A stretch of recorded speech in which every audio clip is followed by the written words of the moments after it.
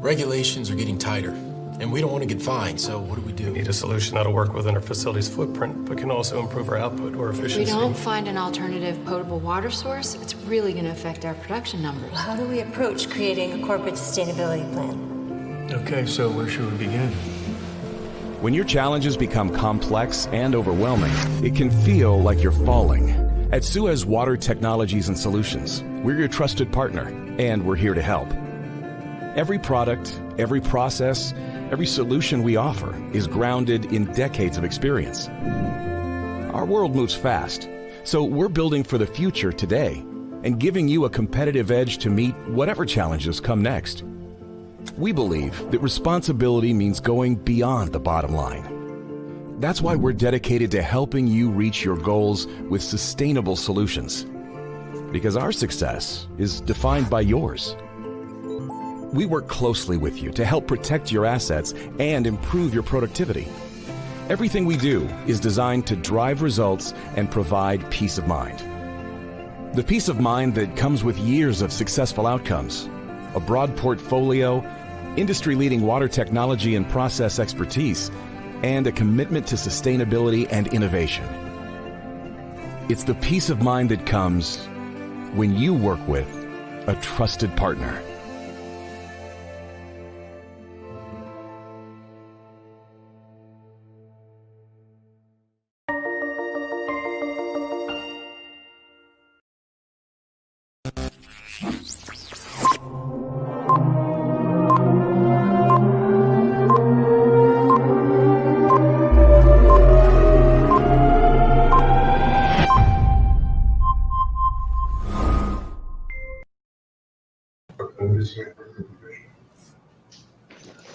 Boa tarde a todos. Boa tarde.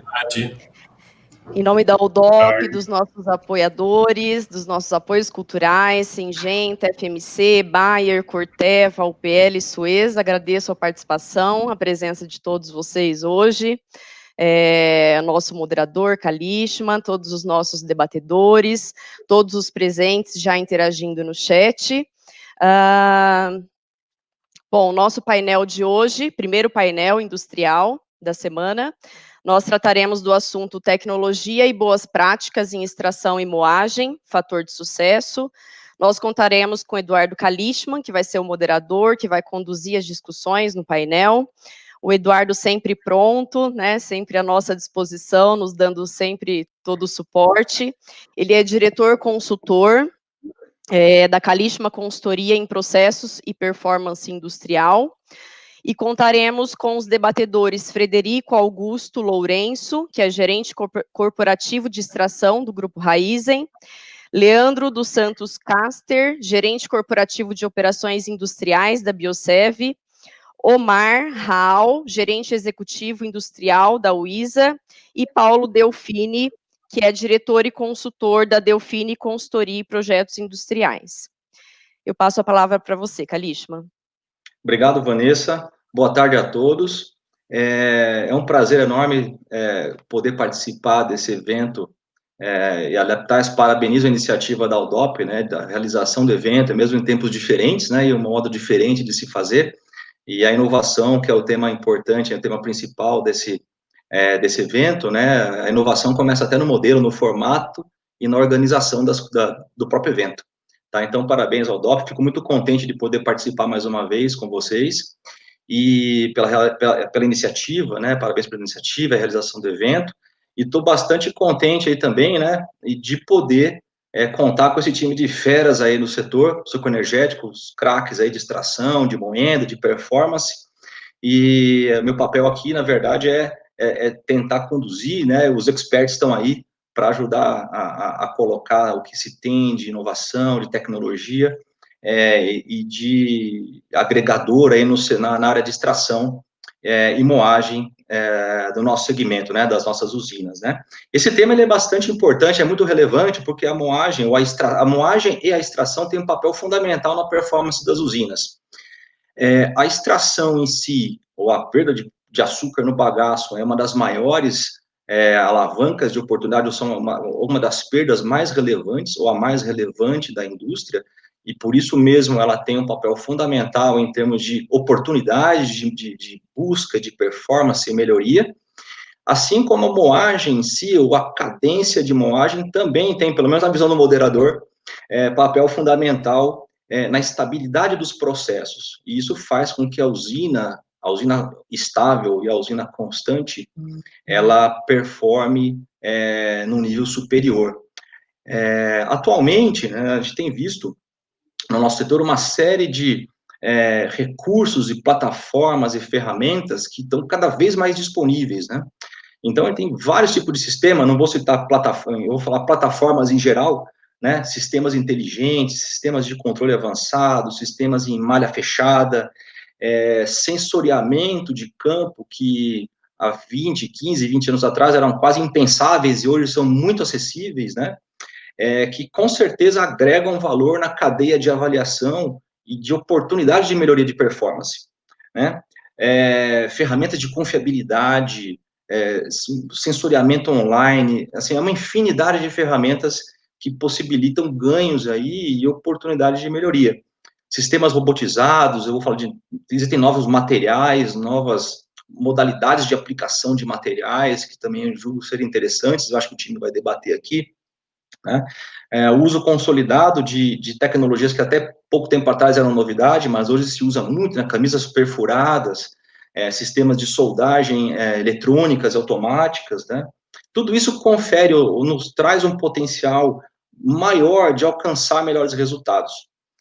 Uma coisa que chama atenção também é que com essa evolução muito rápida e acessibilidade muito rápida, recai aí na capacitação e no cuidado que nós temos que ter, cada um aí nas suas indústrias, né, com o time que está operacionalizando isso, e de que forma que esse time está preparado ou está sendo preparado para usufruir de toda essa gama de informações. A gente fala muito em Big Data e usina 4.0, isso é uma realidade já hoje, né? Mas de que forma os nossos times conseguem extrair os melhores resultados? Isso é um desafio, né? Porque a velocidade de evolução e de acessibilidade às coisas, aos dados e às informações tem crescido muito rápido. Tá? Então, esse é um desafio que, assim, é um ponto que eu coloco para o time, né? O que vocês acham de toda essa gama de oportunidades e de coisas novas que a gente tem vivenciado? Como é que vocês veem e como as pessoas estão se preparando para tirar o melhor proveito disso, né? Eu acho que é um ponto aí para a gente começar o nosso bate-papo, né? O nosso papo interativo aí. Se alguém quiser colocar alguma coisa a respeito, tá dado o pontapé inicial, né? Estou com os feras aqui. Calixto, boa tarde a todos. Para mim, é um ponto bem interessante esse que você tocou, do aparecimento das novas tecnologias. É um fato e é uma tendência que ela já começou há um bom tempo atrás e ela só vem se consolidando a cada dia mais, né? Você comentou vários pontos. O que me chama a atenção é que nós temos as nossas equipes que desempenham trabalhos que são agregadas novas tecnologias, mas tem alguns trabalhos, quando a gente fala de moedas também, que a gente precisa ter aquele cuidado de sempre, né? Então... O back to basics. Exato.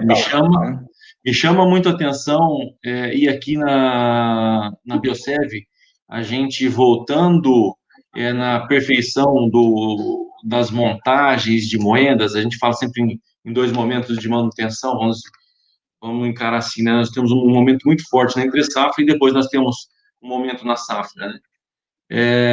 A gente tem que trabalhar com novas tecnologias, com redução de headcount, que isso é um fato também, nós não temos mais as quantidades de headcount que nós tínhamos antes.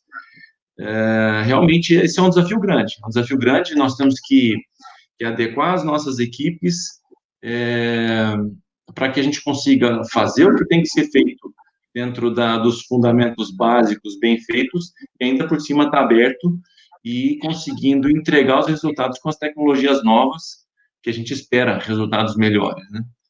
É um ponto bem interessante, sim. Ok, eu acho que é importante também.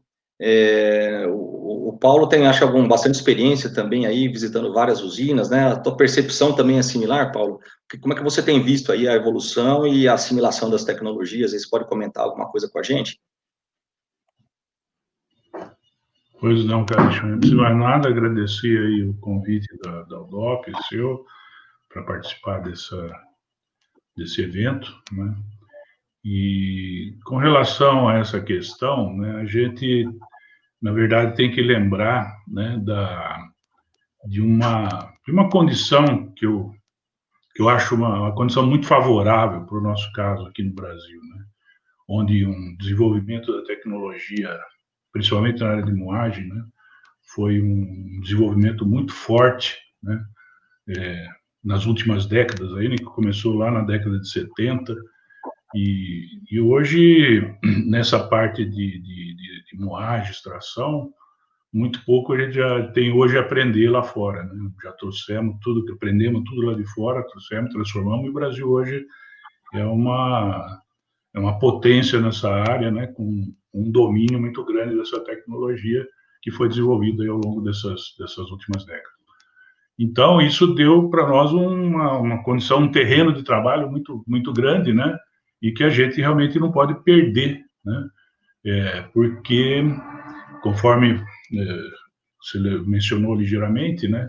A gente precisa ter um bom conhecimento, né? Dos fundamentos desse processo, né? Para, como o Cássio disse também, né? Para poder utilizar efetivamente isso, né? E isso resultar isso nos trazer os resultados desejados, né? Então, eu diria que a gente tem um hardware, né, muito bom, né, nas instalações que a gente tem, né, é uma tecnologia bem desenvolvida, forte, né, e a questão é a utilização do software em cima desse hardware. O software é o conhecimento, o fundamento da tecnologia, toda a teoria, a prática, né, e usar isso da forma mais correta possível, né? E então a gente acha que é necessário o pessoal cada vez mais conhecer os fundamentos, que é uma coisa que depende do treinamento do pessoal, como você mencionou, Carlos, que se o pessoal não mantiver um treinamento de todos os pessoais operadores, supervisores, né, a gente pode ir perdendo, né, esse conhecimento e passar a aproveitar mal desse hardware muito bom que a gente tem hoje, né?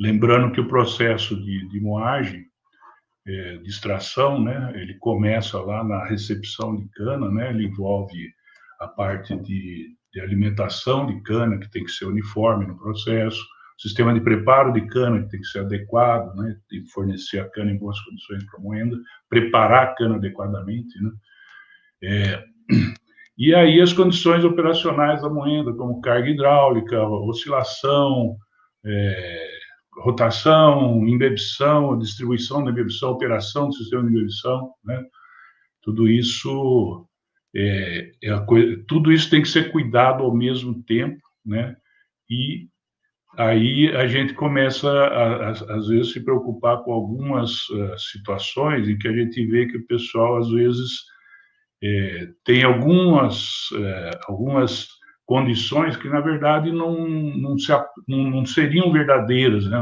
no processo. Como, por exemplo, só dando um exemplo, né, não vamos entrar em detalhe aqui, mas a umidade do bagaço depende da imbebição, né, da taxa de imbebição. Eu vou abaixar a taxa de imbebição para melhorar a umidade, que é uma coisa que a gente discute e que não é por aí, né? A gente tem que olhar as outras coisas, como está a minha carga hidráulica, como está a oscilação das moendas, né? Eu até costumo mostrar para o pessoal, né, qual a participação da compactação da moenda na extração, lá para chegar, por exemplo, nos 97%, né? Então, antigamente, né, acho que o pessoal é tudo mais novo, não vai lembrar disso, mas antigamente a gente fazia o que a gente chamava de extração a seco, né, que era para ver justamente o quê? Quanto que a moeda estava extraindo, né, dependendo só do trabalho dela. Qual é o trabalho dela? É compactar o bagaço, né, fazer a restrição de volume para que o excesso de volume seja retirado de forma de caldo. E, então, esse é o trabalho fundamental da moenda. E esse trabalho, ele depende da moenda estar com a carga hidráulica correta, com a compactação correta e oscilando, né? Então, o que preocupa às vezes a gente muito é isso, né? Você vai nas usinas, uma boa parte delas ainda, né? Tá lá uma moenda muito bem projetada, equipada, com solda, tudo, e às vezes não tem o monitoramento se ela está oscilando, se ela está com a carga hidráulica correta, né? E às vezes, pessoal, também com esse advento dessas novas tecnologias, né, o pessoal fica lá no supervisório e acaba se esquecendo um pouco do trabalho lá no campo, né? Eu costumo dizer para o pessoal, né, o que é mais emocionante, você assistir o jogo pela televisão ou assistir o jogo ao vivo, né, um futebol. Então, é importante, né, o pessoal ir lá, escutar o barulho da moenda, escutar o cheiro, né, e, como já aconteceu em alguns casos comigo, né, que teve uma situação em que por telefone, né, fomos discutindo, não, fecha a moenda, abre a moenda, baixa a rotação, não sei o quê. Depois do terceiro dia que a gente não encontrava resposta para as ações que ele estava tomando, eu resolvi perguntar, viu, você está olhando a oscilação do supervisório ou lá no campo? Lá no supervisório. Você já foi lá ver se o que está aparecendo no supervisório é igual ao que está lá? Está batendo, né? Não, vou dar uma olhada. Qual foi o retorno? O que estava acontecendo lá não tinha nada a ver com o que o supervisório estava mostrando. Então, pessoal, é importante a gente não descuidar desses aspectos. Nós temos que usar essa ferramenta. Não vou dizer que eu sou contra, né? Nós temos e precisamos usar essas ferramentas, mas nós temos que criar essa cultura de que a informação tem que vir da forma mais correta possível, porque senão as decisões vão ser equivocadas, né? Então, só voltando àquela condição da compactação, né, numa extração de 97, você pode fazer uma conta aí, porque você entra lá se eu não tivesse a imbibição, né, você entra com uma cana lá com caldo com determinada concentração, eu não estou aplicando a imbibição, não vou ter diluição. Então, lá no bagaço, eu vou sair com caldo, basicamente com a mesma coisa. Vou perder um caldo, basicamente com a mesma concentração que eu tinha na cana que entrou. A menos da diferença de pureza, porque a pureza vai caindo ao longo dos termos. Mas você pode simular uma queda dessa pureza, e você vai ver que, nessas condições, ela vai extrair ali na faixa de 85%, 87%, né? A princípio, nossa, só isso? Não é muito, né? Porque só sobra 10, 12 pontos para a imbibição completar. Ah, é pouco para a imbibição? Não é pouco. Perde 12%, você vai ver que o dono da sua usina vai fazer, né? Bastante. Certo? Muita coisa. Os dois são importantes, né? Mas a compactação é muito importante e, às vezes, o pessoal não presta muita atenção nisso. A moenda está oscilando, está com a pressão hidráulica correta. São coisas simples que, às vezes, o pessoal não dedica um certo tempo, né, para garantir que essa informação está vindo de forma correta, né? Entendi. Sim. Pode seguir, Paulo. E aí vem a questão, quer dizer, estamos avançando, né, como vocês falaram, estão aparecendo novas tecnologias de medição online, até de medição da cana, né, das condições da cana que está entrando na moenda online, o bagaço está saindo no último termo, então eu tenho extração online. E daí, o que eu vou fazer? Porque hoje eu estou acostumado a trabalhar com um número que eu recebo 2 horas depois, eu paro, penso o que eu vou fazer. Eu preciso ter um sistema que, a hora que isso aí começou a mudar, tem que ter uma ação imediata, né? O que eu vou fazer? Aumentou a umidade, eu vou tirar a imbibição? Eu acho errado. A princípio, eu acho errado fazer isso, né?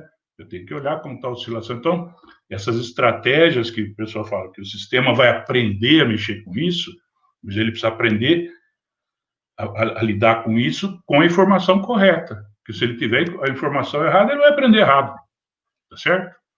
Então, nós precisamos cuidar muito, né, de como essa informação está chegando e que essa informação realmente esteja chegando da forma correta e que o sistema passe, pelo menos de princípio, a atuar com base nos conceitos fundamentais do processo, né, que está aí na literatura, né, e que, infelizmente, o pessoal lê muito pouco, né, eu acho. O pessoal está ali no dia a dia da usina, realmente não tem tempo para isso, mas é importante que se faça isso, né. Em alguns treinamentos que a gente dá em usina, já tive situações que eu sempre cito, né, qual a fonte daquele fundamento, daquela teoria, né? Então, cita lá o Rougaud, né? Então, teve um dia que o cara me perguntou, quem é esse Hugo aí, né? O cara já faz 15 anos na usina e não sabia que era o Rougaud, né? E o Rougaud tem muita coisa que até hoje eu leio, consulto o Rougaud para certas coisas, que lá tem muita coisa que é válida e lá estão os fundamentos, né? Então, eu acho que isso não pode ser esquecido, o treinamento é importante para que a gente realmente consiga ter benefícios, né, dessas novas ferramentas que estão vindo aí, né? Que é uma delas, como o Kalishma citou, as camisas perfuradas, que entrou recentemente, é um exemplo de uma tecnologia que foi desenvolvida em 1970, é da década de 70 a camisa perfurada, não é uma coisa nova. Chama o rolo Lotus, né? Sim. E numa primeira tentativa de utilização aqui, ela não foi bem, né? Depois de procurar saber o porquê que não foi, e ela ficou no conceito de todo mundo, né? Até dos especialistas na área, inclusive eu, que não funcionava. Até vi uma funcionando. Por que funciona? Né? Por que não funcionou lá atrás? Porque foi feito errado. Eu falo, mas o pessoal não fazia, o cara lá que inventou, ele fez tudo direitinho. Eu tenho um manual dele, é uma cópia datilografada, não tinha nem computador naquela época. E lá ele já falava tudo que tem que ser feito, que é o que a gente faz hoje para essa camisa funcionar bem, né? Então, exemplo de uma tecnologia que quase morreu no tempo por um mau uso no passado, uma falta de conhecimento. Hoje está consolidada. Fazer as coisas corretamente. Oi? E hoje está consolidada a tecnologia. Hoje está consolidado, porque foi feita uma assimilação dos procedimentos, de como fazer o projeto, os cuidados que tem que tomar para fazer a boquilha, tudo, que ele já falava lá atrás. Não é que ele fazia errado, ele fazia certo. A única coisa que ele pedia na época era camisa de aço, que hoje a gente está usando camisa de ferro fundido, porque também a qualidade do ferro fundido nosso, das camisas, hoje é muito melhor do que há 30 anos atrás, né? Graças ao desenvolvimento de materiais que foi feito ao longo desses anos, né? Principalmente com base no laboratório lá do Centro de Tecnologia, da Copersucar, que normatizou muito o mercado, ajudou muito nesse sentido, de hoje a gente ter eixos de moema em boas condições, camisas de moema em boas condições, né? Todos os equipamentos muito melhorados mecanicamente para poder dar os resultados que a gente espera. Então, é isso. Não, Paulo, eu acho que assim, obrigado pelas suas considerações super pertinentes. Você colocou aí durante a sua fala, né, e eu até marquei aqui, alguma coisa sobre extração online, sensoriamento, de sensores, né, de NIR, alguma coisa assim. Eu acho que, posso estar enganado, mas com certeza o Omar, Caster ou Frederico, tem alguma experiência nesse sentido, alguma coisa que vocês queiram contribuir com os testes, não só não é só NIR para extração, mas também estratégias de medição de umidade, de bagaço, controles, o que vocês têm visto aí nesse sentido? De que forma que vocês estão lidando com isso no dia a dia? Fica aberto para o Omar, Cássio e Fred, ou nessa sequência aí. Tá? Perfeito. Posso falar aqui? Existe uma tecnologia, né, que é a tecnologia NIR, para fazer esse tipo de medição. Então, a gente consegue medir tanto na cana como no bagaço o teor de sacarose, umidade, teor de fibra também, né? É uma tecnologia que já existe há vários anos. A própria Cosan, né, antes de ser a Raízen, fez testes em Moenda lá por volta de 2010. Na época, esses testes eles acabaram não virando uma rotina depois de aplicação, por algumas razões de disponibilidade de material, né, de dispositivos, né, o equipamento não era tão confiável na época, e então ele foi descontinuado, né? Também tinha um investimento alto naquela época. De uns anos para cá, a gente tem visto que está ficando mais acessível nesse tipo de equipamento, uma tecnologia que está ficando mais interessante a aquisição, ou até uma outra forma de trabalhar que é com aluguel desse equipamento. E a gente está fazendo agora, nesse ano, um teste numa das nossas usinas, né, que é a usina aqui de Piracicaba, em que a gente instalou um NIR na esteira de cana, depois do desfibrador, para medição do teor de fibra, umidade e pol da cana. E também na saída da moenda lá, depois do último terno, na bica de saída, fazer essa medição dessa composição também do bagaço. Tendo isso, né, e tendo a quantidade de cana, a quantidade de água que entra no processo ali da moenda, é possível fazer um balanço online, né, com esses resultados, com essas variáveis, e desse balanço você tirar através do cálculo da extração aí o resultado da eficiência da moenda. Então é possível sim, né, fazer um trabalho de aquisição online da eficiência da extração, e esse trabalho, esse teste, né, ele está em andamento, a gente está ainda validando alguns resultados. Teve, ao longo dos últimos 2 anos, a construção, né, da curva, calibração do NIR, aqui na região, né, porque é regional essa calibração, e com isso a gente está vendo uma grande oportunidade aí de ter essa possibilidade, né, de enxergar a cada momento ali online, né, em tempo real, qual é a eficiência da extração. Se tiver algum desvio, é possível nesse momento planejar ou fazer já rapidamente uma intervenção, um controle para conseguir ter o bom resultado. Esse sistema, ele também é importantíssimo, né, se nós quisermos fazer o controle da embebição relacionada à fibra, né? A embebição, ela tem que ter uma relação direta com a fibra da cana que está sendo processada. Então é isso, né? A gente está testando o NIR lá na unidade Costa Pinto, está em tempo de validação agora, é feito o controle da embebição online, e acho que nos próximos meses aí vão ter resultados desse teste. É interessante isso, né? Opa. Só para vocês, o pessoal que está nos assistindo, né? Nós estamos recebendo algumas perguntas e a gente vai tentando endereçar ao longo do nosso bate-papo. Essa foi uma que surgiu, uma pergunta aqui do Jaime Finguerucci, sobre extração online, tá? Então, quem estiver nos assistindo aí pelo YouTube, né, e for mandando as perguntas, nós vamos estar tentando endereçar ao longo do nosso bate-papo, e caso contrário, a gente tenta endereçar de alguma outra forma posteriormente, tá? Desculpa interromper, pode seguir, pessoal. Vai lá, Marco. Ok. É muito interessante, né, essa maneira de fechar o laço, né, Fred? O NIR é um sistema muito avançado e que dá para você linkar uma série de ações, né, como o controle da embebição baseado na extração, tá? Tem formas ainda mais sofisticadas, né, de fechar o laço, que é você também olhar para a sua condição de vapor, de nível de processo, enfim, esse nível de complexidade ele pode ir muito longe mesmo, né? Exportação de energia e por aí vai. Mas também tem outras formas muito simplistas e que também podem trazer resultado. Por exemplo, exclusivamente com a umidade do bagaço, onde você modula a sua vazão de embebição, variando, aumentando o set point, né, um set point remoto que aumenta conforme a sua umidade do bagaço cai e vice-versa.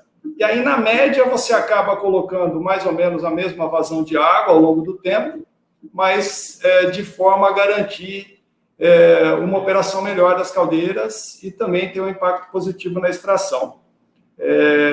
Eu acho que isso daí vai muito longe, né? Agora, com as plataformas atuais aí, onde a gente tem o gêmeo digital da planta toda, né? E podemos simular uma série de cenários online, né? E buscar realmente o melhor resultado que a planta pode oferecer.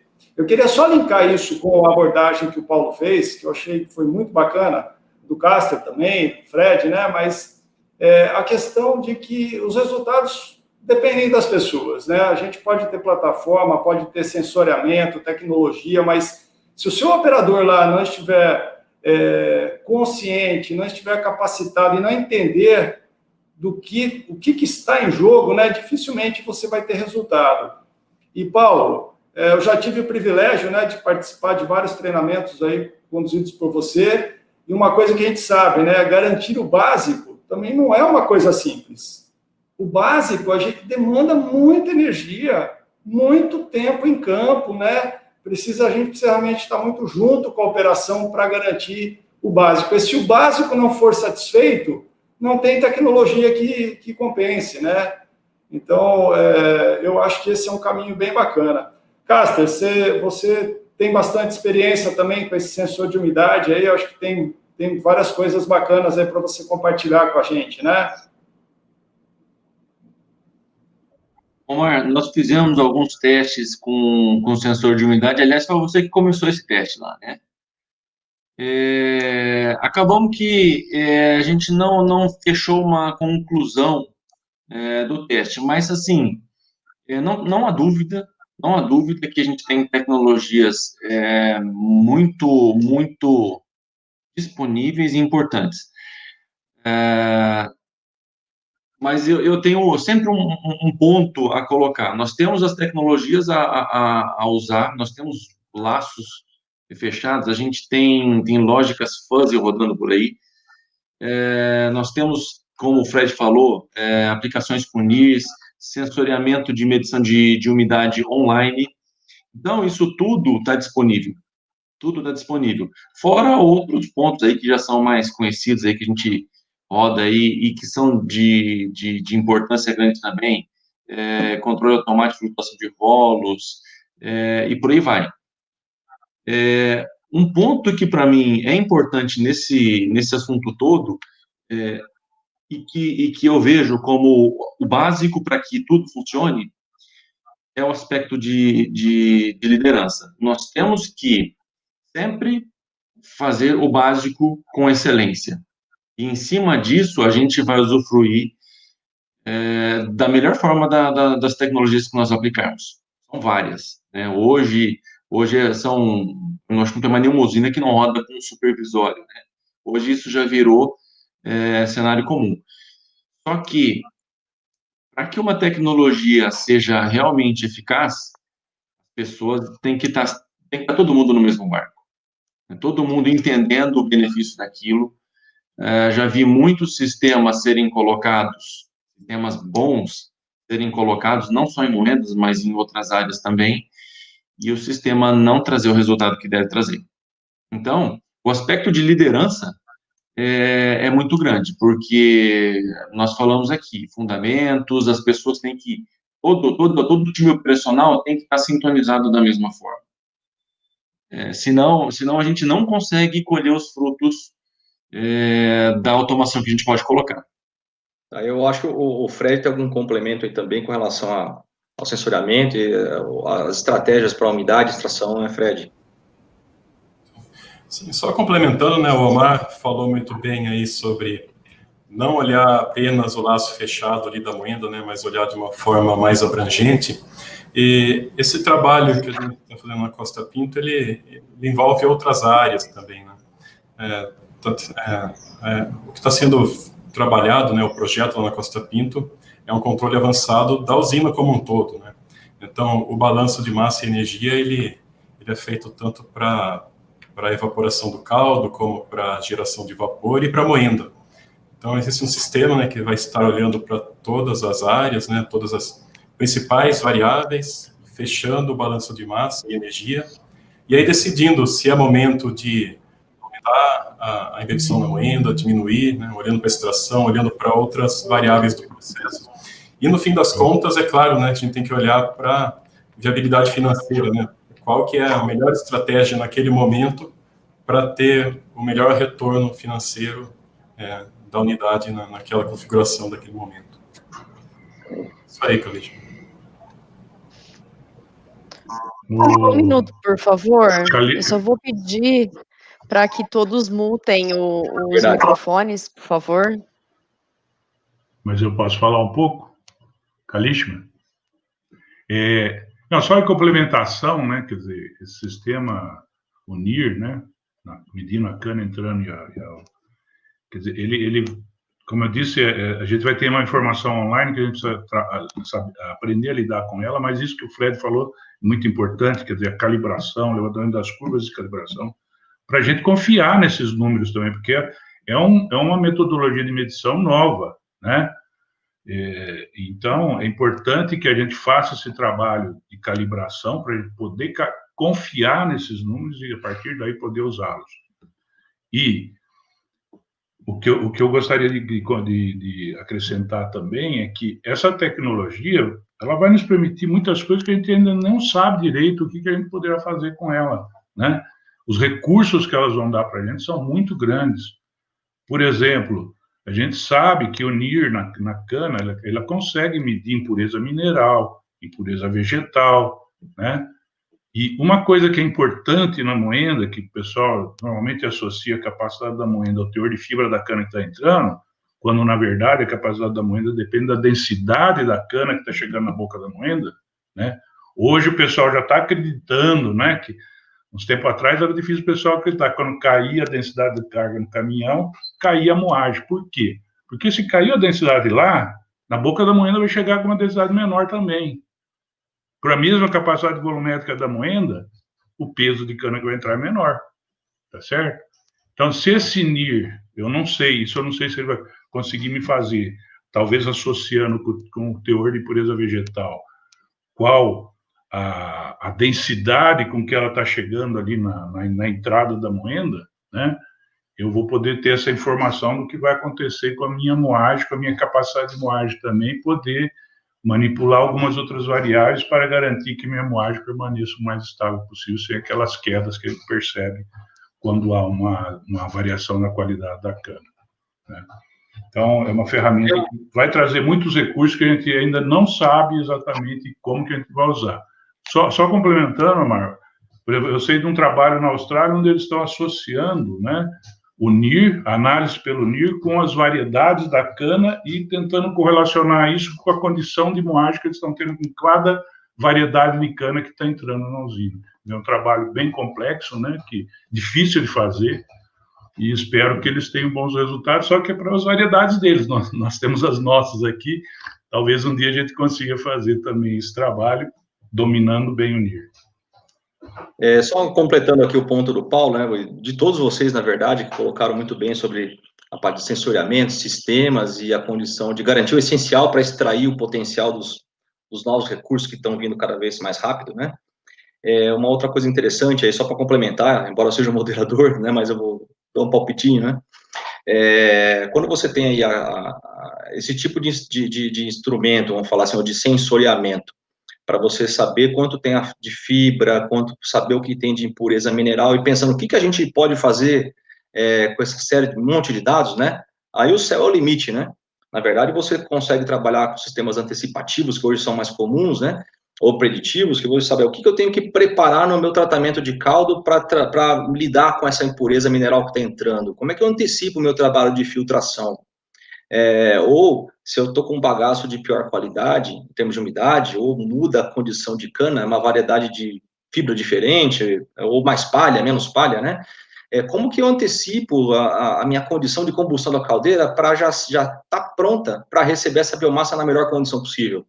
Para queima, para melhorar a eficiência, melhorar a capacidade de exportação, ou melhorar o consumo específico de caldeira, né? Então, eu acho que isso aí, complementando o ponto que vocês colocaram, eu acho que essa é a beleza, né? Que a gente tem hoje aí, e o desafio como utilizar essa massa de dados que a gente está tendo cada vez mais, né? Lógico, garantindo as condições essenciais, né? Tem uma pergunta interessante que eu vou colocar daqui a pouquinho, ainda sobre camisa perfurada, mas eu queria buscar um foco, pessoal, se vocês puderem me ajudar com isso, com relação a confiabilidade e performance, né? Então, hoje também pensando em acompanhamentos online, tem a acessibilidade, vamos dizer, o acesso à implantação de sistemas online também que garantam performance e uptime, né? Ou assim, a usina, a moenda está apta a moer, a usina está pronta para moer, também aumentaram, né? O que vocês poderiam colocar para a gente, para compor o quadro, né? Com relação a sistemas de confiabilidade, monitoramento, acho que o Cássio colocou alguma coisa sobre vibração, algum tipo de sistema. Vocês têm alguma coisa que poderiam contribuir com a gente aqui no painel? Karishma, realmente, gostaria de acrescentar aqui, tem uma... A gente tem vários pontos aqui quando a gente fala de confiabilidade, né? Então, o leque é muito grande, né? Mas para direcionar um pouco, eu tenho alguns pontos que me chamam muito a atenção. Me chamam a atenção porque eu tenho visto resultados realmente mudarem, tanto com aspectos de utilizar ferramentas mais precisas para fazer ajustes de moeda, na parte de montagem de moedas. A gente teve resultados fantásticos, mudamos aí a cara de moedas, trabalhando com ajustes de mancais, com andrilhadora, não estarmos utilizando mais aqueles ajustes manuais com mesa, cambundum, ou até mesmo de chaveira. Então, isso muda muito a questão de confiabilidade das moedas. Então, cuidados com montagem são fundamentais. E outro ponto que falando em novas tecnologias, também nos está trazendo um ganho muito grande, é a utilização de sensoriamento wireless. Hoje a gente tem vários sensoriamentos nas moedas e a gente gasta um bom tanto com isso. A gente acaba tendo que desmontar e montar, e todos sabem que, às vezes, várias usinas acabam não conseguindo manter o sensoriamento em ordem. Bom, associado a isso, a gente tem toda uma política de manutenção embasada em manutenção preditiva. Tá? Nós temos as rotas de manutenção preditivas são usuais, análise de vibração e todas as outras questões preditivas envolvendo questões de sentidos, ruído, sensoriamento, sensação de temperatura e por aí vai. Então, nós temos essa visão de rotas de manutenção. Só que a gente depende de gente. Tem vários locais que a gente tem restrição de acesso. Principalmente nesses locais, e a gente está falando, às vezes, de equipamentos importantes, esteiras intermediárias, funcionamento de redutores, motores, locais de difícil acesso, e que cada vez mais a gente está buscando a segurança dos colaboradores. Então, às vezes acontece de eliminar uma rota preditiva importante. O que a gente tem utilizado com muito sucesso? Existe um sensor, não é de um fabricante, existem vários, a gente especificamente usa de um fabricante que está nos atendendo muito bem. Ele trabalha ele é wireless, ele trabalha via Bluetooth, a gente pode desde trabalhar com roteadores Bluetooth, ou então um operador ou um técnico qualquer, ele passa com um dispositivo Bluetooth, pode ser um celular, com um software adequado, você sincroniza todos os dados, carrega todos os dados desses equipamentos. Então, a gente pode ou ter via rede wireless Bluetooth ou via carregamento com dispositivo Bluetooth, todos os dados desses equipamentos. A gente já conseguiu um ganho bastante significativo, evitando falhas, conseguindo trabalhar com uma predição grande.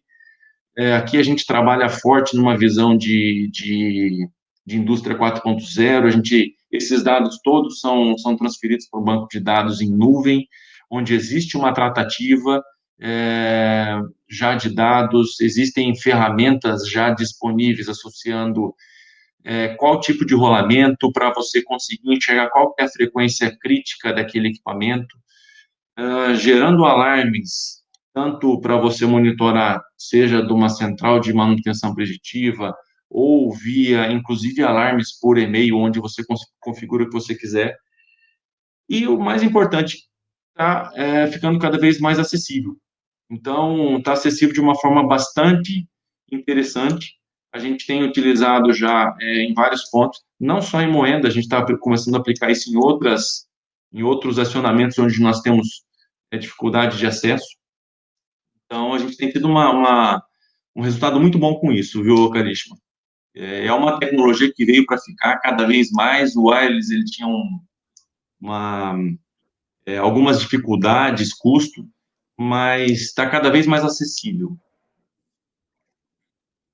Até como curiosidade, né?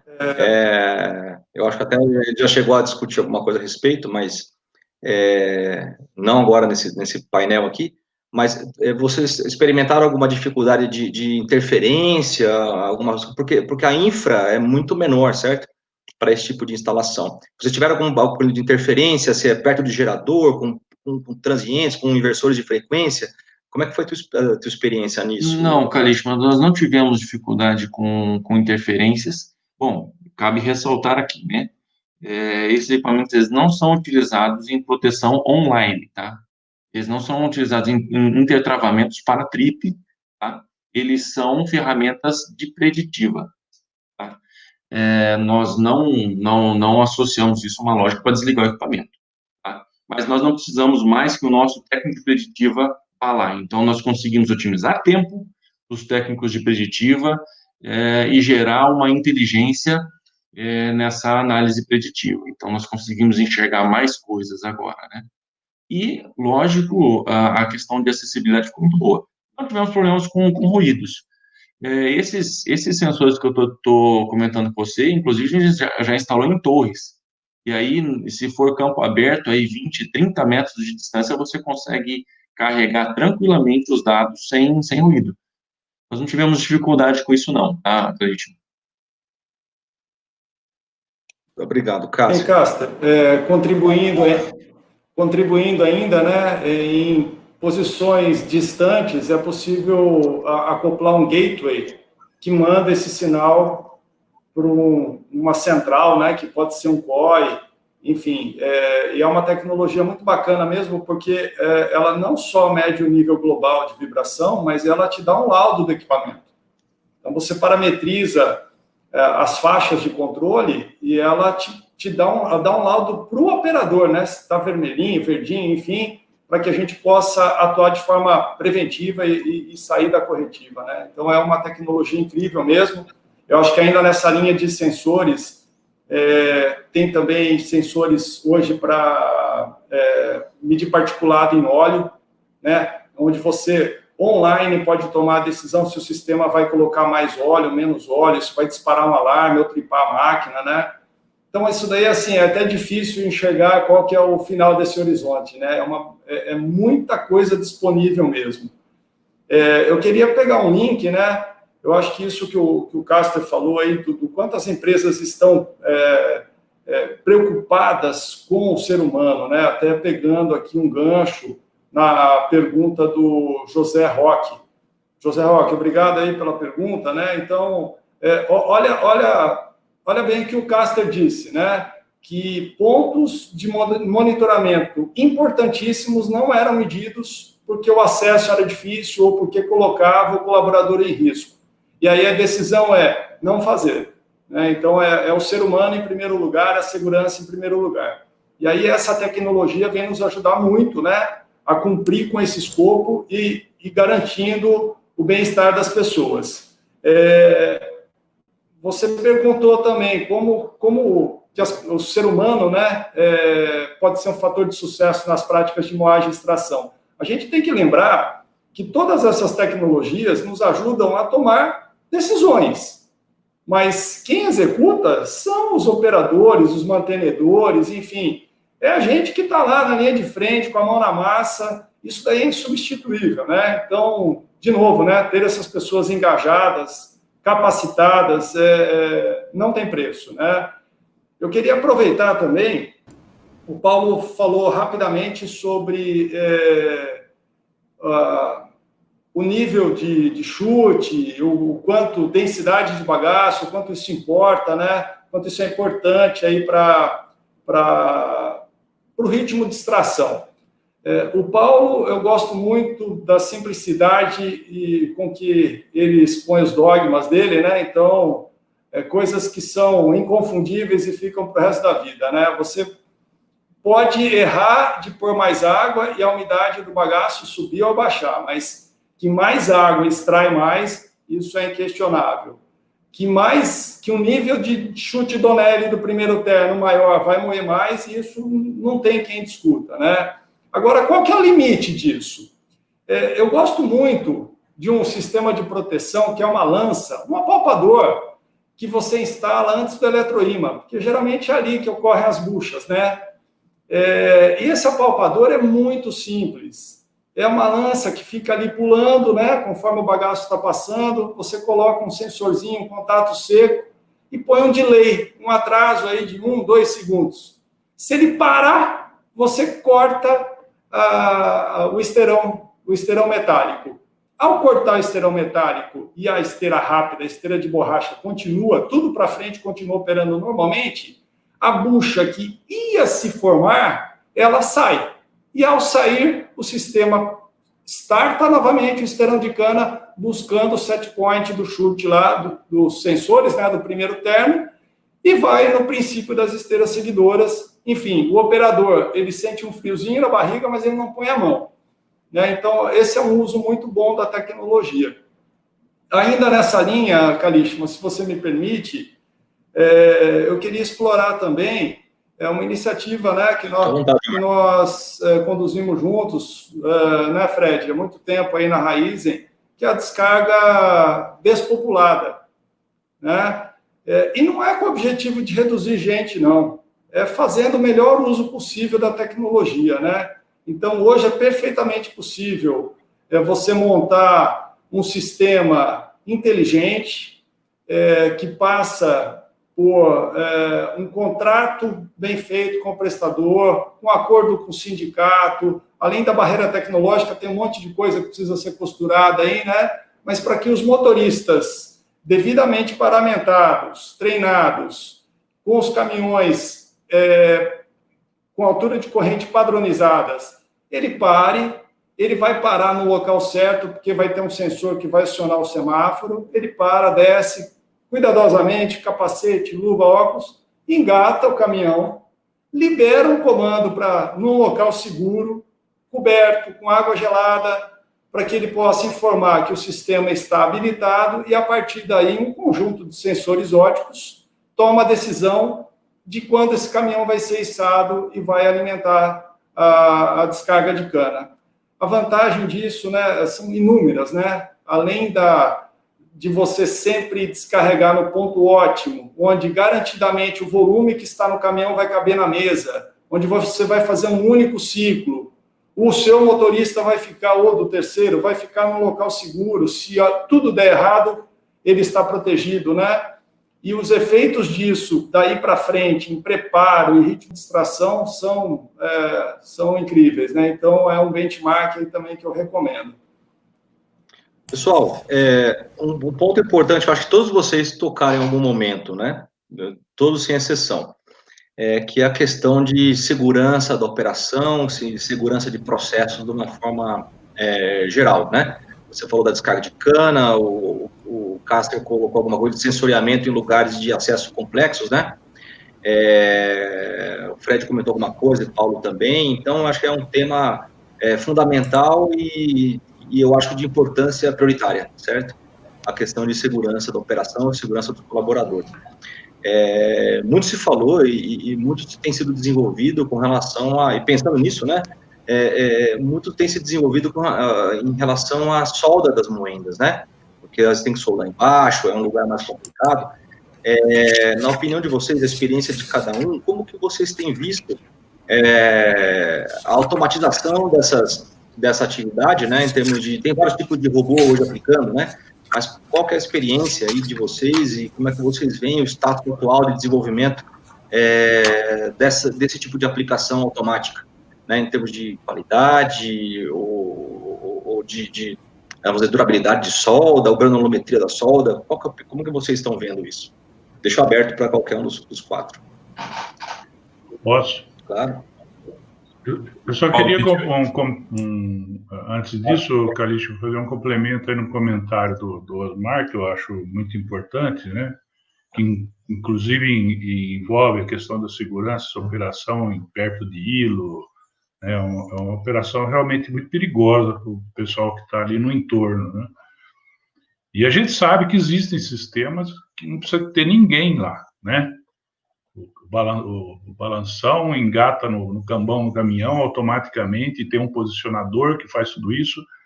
Só que isso leva a uma condição de aumentar o peso próprio do caminhão, né?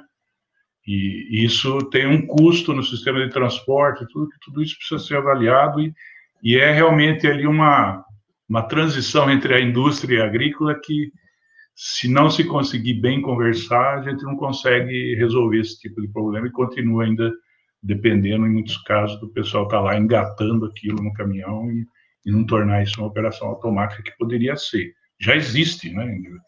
Na África do Sul, ninguém opera o hilo. O engate é feito automaticamente, né? A Austrália também tem sistemas automáticos, né? Como? Na Austrália também. Na Austrália também, né? também tem sistemas automáticos. Então, é uma questão aí de se explorar esse assunto e ver se realmente a gente consegue tornar isso uma coisa viável, né? Tanto para o custo de transporte, que sem dúvida vai ser um benefício muito grande para a indústria, tá certo? Aí eu queria responder também, antes, a questão da camisa Lotus, a capacidade. Aí eu gostaria de dizer o seguinte: é difícil a gente fazer essa medição, porque normalmente isso acontece de um ano para o outro, né? Mas o que a gente tem visto realmente e a gente considera isso, né, aumento da capacidade na ordem de 3% a 5%, né? Não só pela quantidade de cana moída, mas às vezes pela condição da própria operação da moenda. Você consegue moer a mesma coisa que moeu ano passado, com uma rotação 3% a 5% menor, com menor desgaste da moenda, melhor desempenho, tá certo? Devido à camisa perfurada. Aliás, o nosso amigo Hugo, né, ele dizia que o maior benefício da camisa Lotus, né, isso na edição dele de 1980 lá, segundo ele, o maior benefício da camisa Lotus era para a capacidade da moenda do que para a própria extração, né? Na verdade, eu creio que ela é benéfica para os dois, ajuda nos dois pontos. Você consegue moer melhor, você consegue extrair melhor, consegue drenar melhor, consegue combater a reabsorção, que é exatamente, né, esse fenômeno da reabsorção que acontece na moenda. O inventor da camisa Lotus, o Jean Bouvet, né, ele desenvolveu a camisa Lotus pensando na redução do fator de reabsorção, né? Ele não estava pensando em drenagem em si, ele estava pensando em dar uma condição melhor de drenagem para reduzir a reabsorção da moenda, que aumenta à medida que você vai compactando mais. Quanto mais se compacta, mais a reabsorção aumenta. Por isso que em alguns casos não adianta você ficar aumentando a pressão, que não vai ter benefício na umidade do bagaço. É outra questão também que a gente tem que estar atento, né? Agora eu me perdi no que você tinha pedido para falar, que era sobre a solda, né? Isso, sobre pensando em segurança operacional. Né? O pessoal está desenvolvendo, a Raízen começou um trabalho aí importante na aplicação de robô com eletrodos, né? O pessoal tem trabalhado isso, ainda existe uma dificuldade, né? Isso está sendo já usado com sucesso nos rolos superiores, né? E o pessoal está tentando desenvolver também para os rolos inferiores, né? Porque a gente sabe que o chapisco com o eletrodo, né, ele dá uma granulometria melhor, mais adequada, e uma melhor durabilidade, né? Isso não quer dizer que o pessoal também que trabalha com arame, com robôs de arame, também não está trabalhando nesse sentido. Tem alguns fornecedores de robô que estão atentos a isso e estão melhorando também a qualidade, tá? Então, tem uma frente ampla aí trabalhando nisso, que eu acho que é muito importante, né? O chapisco, ele é muito importante também para combater a reabsorção, né? O chapisco, ele tem muito a ver com a extração e a umidade.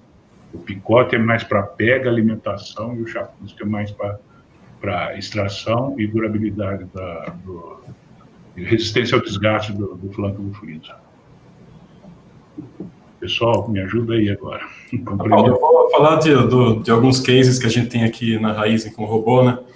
O robô de arame é largamente utilizado há muitos anos, como o Paulo falou, ele traz uma granulometria mais fina, né, para a camisa, e tem uma taxa de deposição mais alta. Então, a gente tem hoje cerca de 20 robôs no grupo trabalhando, né, de arame, e esse robô, ele vem fazendo um trabalho adequado aí nas moendas, mas não da mesma forma que a gente vê um chapisco quando ele é aplicado manualmente com eletrodo, né, com a vareta.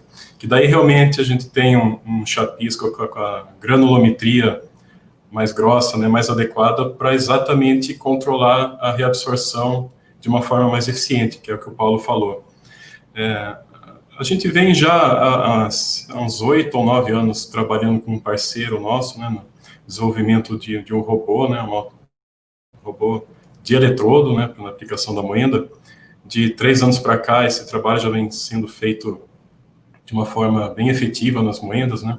Esse ano nós temos 2 unidades com esses robôs de eletrodo, trabalhando, como o Paulo disse mesmo, no rolo superior da moenda ainda, né, que esse robô, uma característica dele é o tamanho um pouco maior, né, do que o robô de arame, e então pelas dimensões e pesos, a gente começou com um trabalho onde tinha mais espaço, que é nos rolos superiores, mas nesse mês agora de setembro, a gente está começando um teste na usina da Barra, que é de um robô de eletrodo, né, desse mesmo parceiro nosso, só que já com uma configuração mais compacta para ser montado na parte de baixo da moenda, e daí fazer a solda do rolo de entrada e de saída.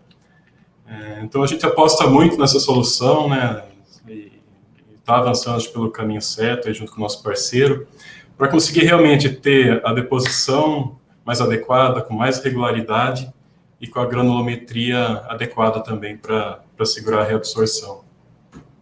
Essa é a experiência que a gente está tendo aqui na Raízen. Eu acho que outra coisa importante também, né, Paulo, Fred, excelentes aí as considerações. Eu gosto muito do modelo misto, onde você garante a aplicação na região correta, preservando o friso, né, Paulo? Então, e aí tem que ser o robô mesmo, mas uma aplicação de base, e daí você vem com o chapisco manual, o charutão, né, o famoso charutão aí, que tem muitos elementos de liga, e tem realmente uma aderência melhor, um pega muito melhor, e isso traz muito resultado. Ainda voltando, né, na questão básica, eu já me deparei com várias situações onde todo mundo jurava de pé junto que a moenda estava muito bem chapiscada e aplicando quantidades enormes de chapisco, e na hora que você vai pôr a mão, o rolo está plaqueado e aí isso não traz resultado, né? Então, isso eu já vi em inúmeras usinas e grupos diferentes. Então, é um ponto de atenção também. E, por fim, eu queria destacar o seguinte, eu já tive experiência junto com o Calixto, inclusive, né, de testar os dois extremos. O melhor material, o mais caro, o melhor cromo, o melhor tudo, com um dos mais baratos e a gente obter resultados similares. Não estou dizendo para ir para um ou para outro. Eu acho que é importante que cada unidade teste, né, para ver o que de fato funciona. Eu acho que um ponto assim que adiciona muito valor é a participação dos técnicos, dos fornecedores, que não estão lá apenas para vender, que realmente vão para campo, que instruem seu pessoal, que soldem junto, que passem realmente o dia ou os dias, né, na operação. Acho que isso muda muito a questão de resultado, né? E concordo com o Paulo, acho que é um fator imprescindível para você ter ritmo de moagem, para você ter uma boa extração, uma redução no consumo de vapor, né, de energia, porque a moenda passa a rodar mais devagar, e custo, né? Porque no final das contas, tudo aquilo que você trouxer de moagem para trás, você ganha na curva de ATR da cana e muitos outros fatores, né, inclusive climáticos.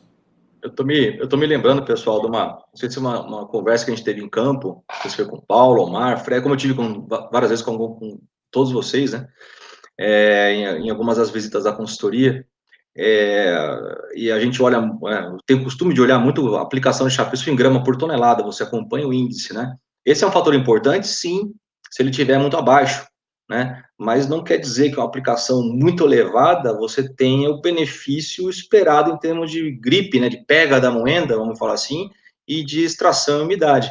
Aí vai no que vocês todos colocaram, né, aderência, granulometria, aspereza, vamos falar assim, né, do chapisco aplicado, e, de novo, né, é a visão da operação que vai estar lá, né, olhando, observando, sentindo, e que vai trazer um resultado interessante nesse sentido. Seja com arame, seja com eletrodo, eu acho que a evolução aconteceu aí de forma rápida, ainda tem evoluído bastante com relação aos robôs todos, né?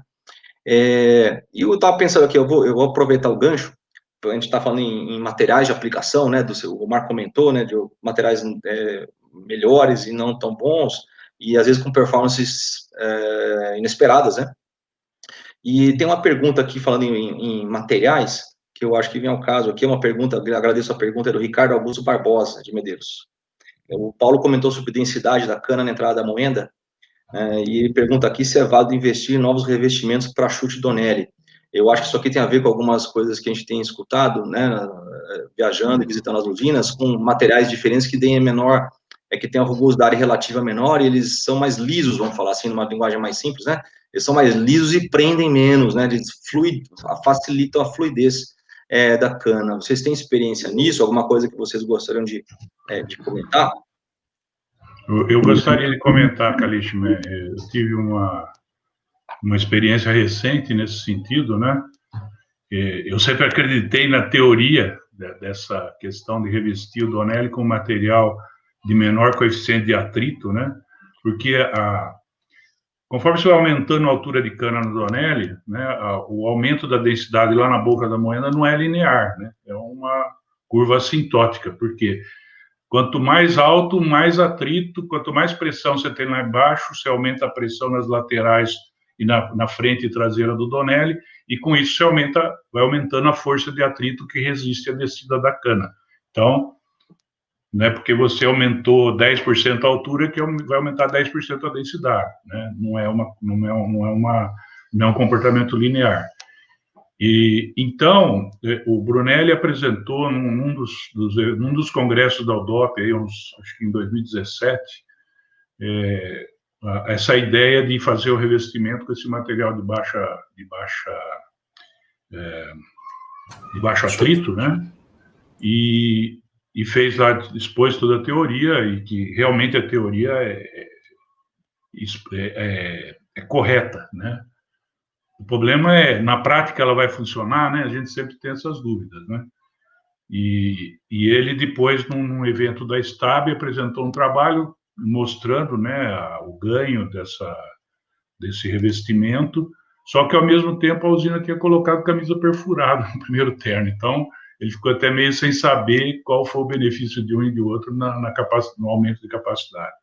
Mas esse ano eu tive a oportunidade de acompanhar, pelo menos de longe, devido à pandemia, né, uma usina que instalou no primeiro terno, né, esse revestimento, e realmente a moagem deles esse ano estava bem superior à do ano passado, assim, coisa de 5% a mais de 5%, né, uma usina que moía ali na faixa de 920, 930, esse ano teve, por diversos dias, moagens diárias, né, com médias de mais de 1.000 toneladas de cana por hora, na mesma condição de rotação, na mesma condição de regulagem, né, e mostrando que realmente isso traz um benefício, né.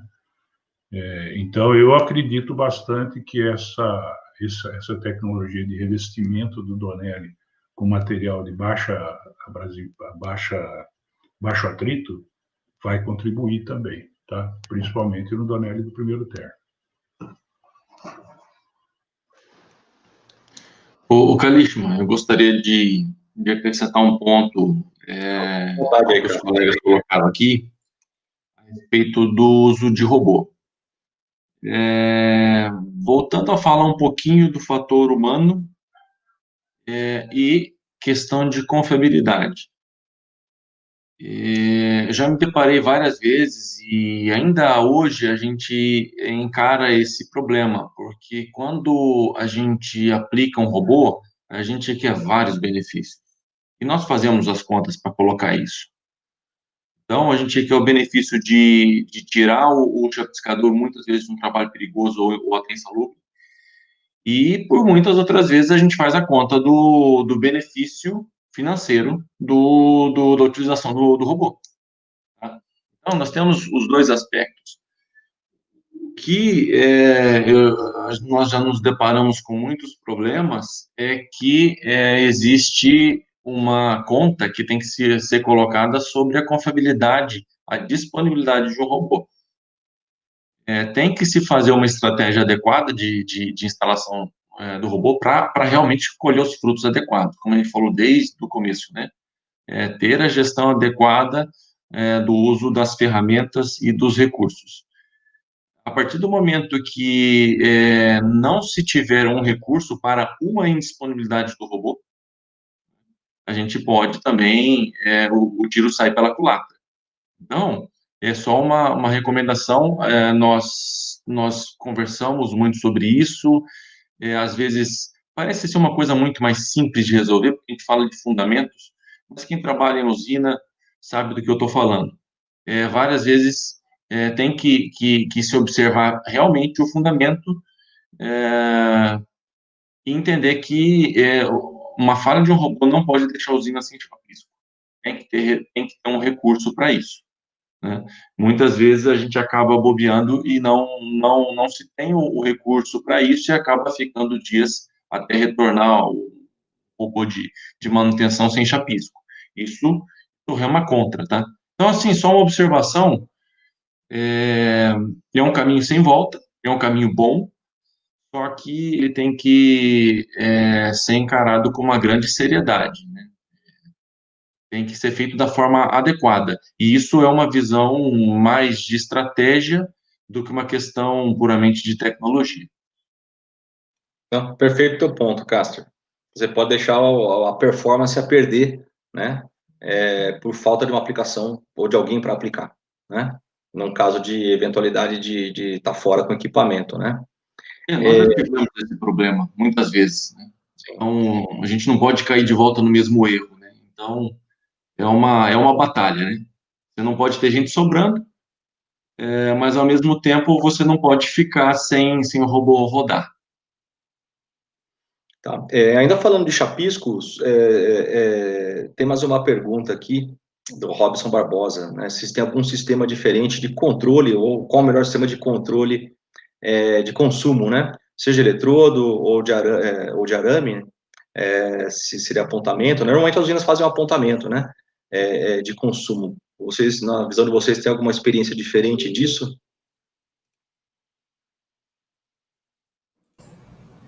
Calixto, mas o que a maioria faz é contar o número de varetas, o número de bitucas, né? E aí pega o peso teórico, multiplica e faz a continha. Mas assim, é o Robson, né?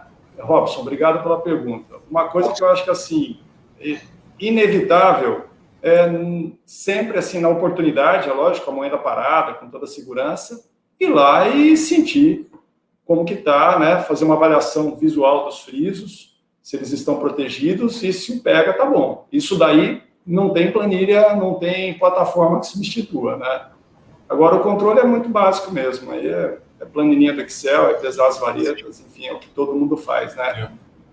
O importante é que a planilha represente a acontecer em campo, né? Exato, a presença em campo, realmente o interesse, né, por saber se a moeda está ou não bem chapiscada, né? Eu me lembro do Fred, quando era corporativo lá na Raiz, né? A maior vergonha que a gente passava numa unidade quando vinha alguém que está lá no escritório central para falar que a moeda não está chapiscada, né? O povo da unidade queria morrer, né? Então, acho que todo mundo tem esse risco, né? Em todas as unidades. Sim. Então, só tem uma forma, na hora que parar por alguma manutenção tal, realmente ir lá e tatear, né? Sim. Calixto, se você me permite, tem uma pergunta interessante. Fica à vontade, Fred. Um controle bem simples mesmo, né, Omar? E de preferência também mapeando em qual camisa, né, em qual terno está sendo aplicado esse eletrodo, né, para ter um mapeamento de que parte da moeda que pode estar solicitando um consumo maior e daí tentar entender por quê, né? Se é algum ajuste de pente, alguma coisa que está acontecendo, a própria medição do chapisco pode dizer isso.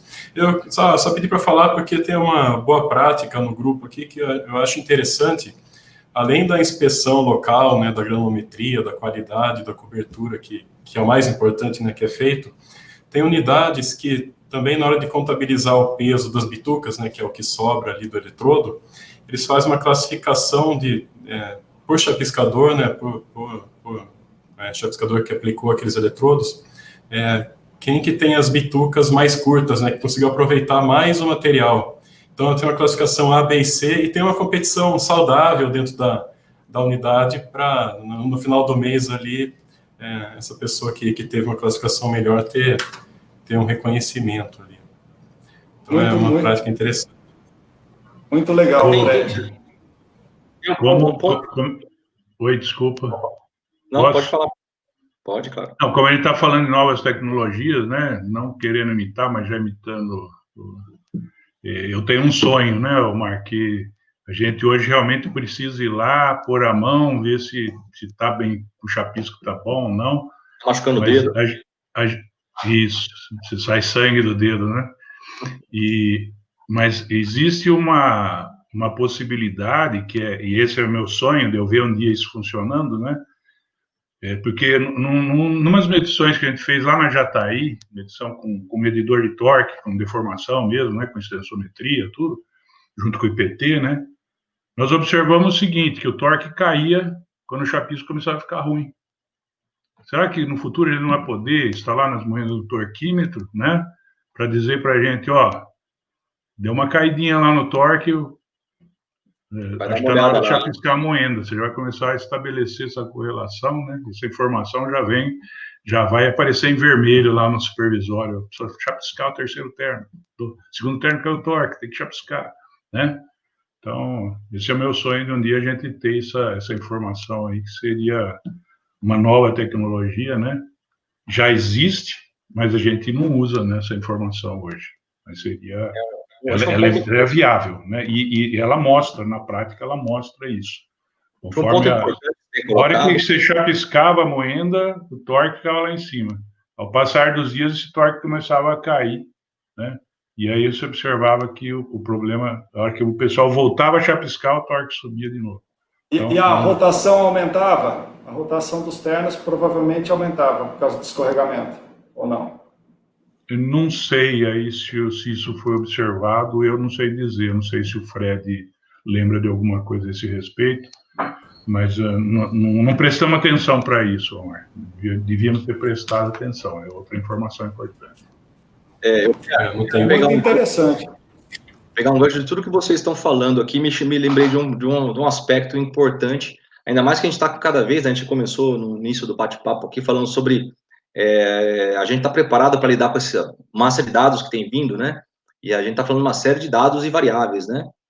E eu acho que um ponto, na minha opinião, um ponto importante